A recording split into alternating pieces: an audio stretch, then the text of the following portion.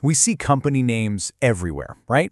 On our phones, our food, pretty much everything we own. But if you ever really stop to think about what a company is, it's not just a logo or a building, it's actually a wild legal invention, an idea, really, that lets a piece of paper act just like a person. So how on earth does that work? It really does sound like a riddle, doesn't it? I mean, how can a non-living thing, just a legal document, do all the things a person can, like buy land, enter into a binding agreement, or even take someone to court? Well, the answer is found in this brilliant legal concept that totally changed the way business is done. Okay, so where does this legal person even come from? It's not like it just pops into existence. It has to be very formally created, you could almost say born, through a specific legal process. This process is called incorporation. It all starts with drafting a constitution, which is basically the company's rule book. Once that's filed with the government, the authorities issue what's called a notice of incorporation. Think of it as an official birth certificate. And boom, just like that, a new body corporate exists. And here's the absolute key.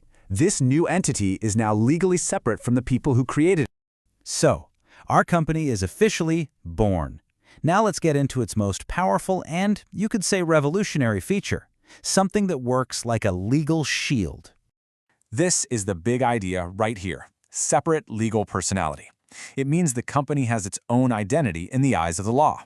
It's like an artificial person with its own rights and its own responsibilities, totally distinct from its owners or its managers.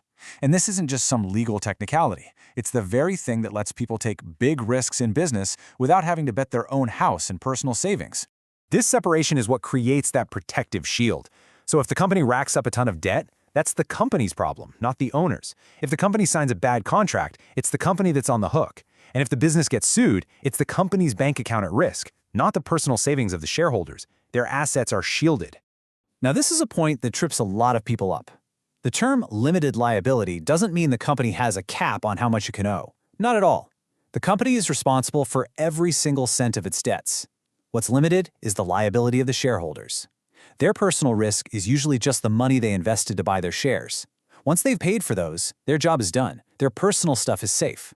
So with this incredibly powerful shield in place, does that mean the owners are totally untouchable? Well, not exactly.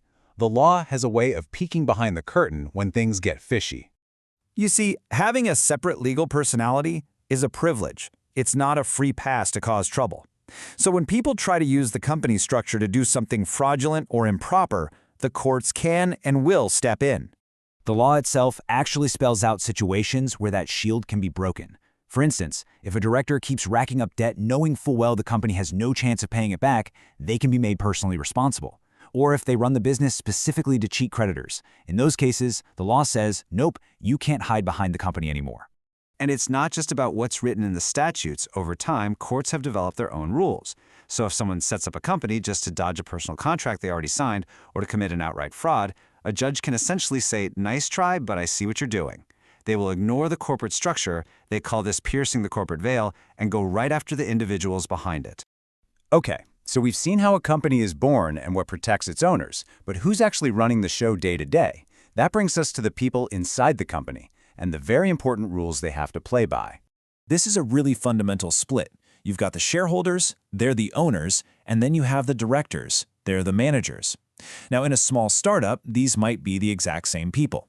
But in a big corporation, the directors are often professional managers hired to run the company for the benefit of all the owners.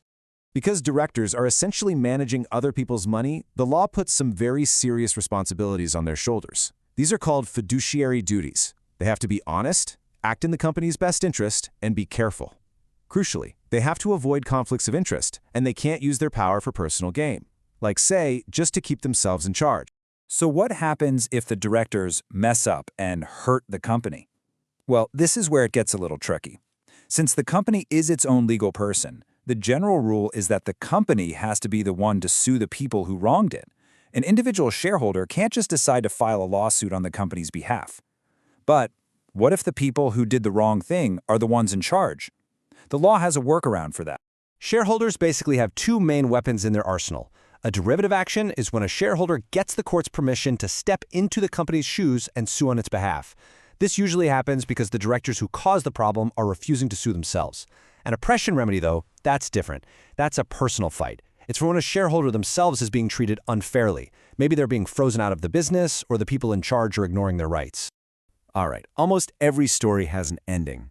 For a company, that final chapter often involves hitting financial turbulence, and sometimes it's complete and total dissolution.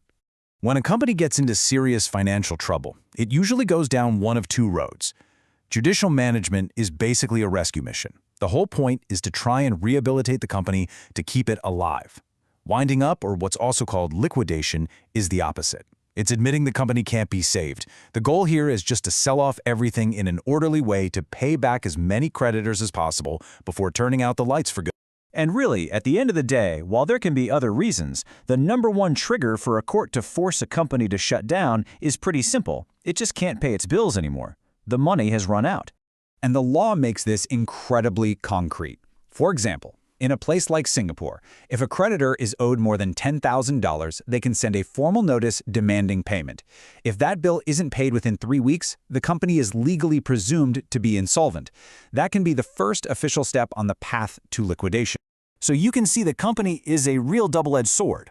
That legal personality and the limited liability shield are what fuel the risk-taking and entrepreneurship our whole economy is built on. But that exact same shield can, at times, be used to hurt people and creditors.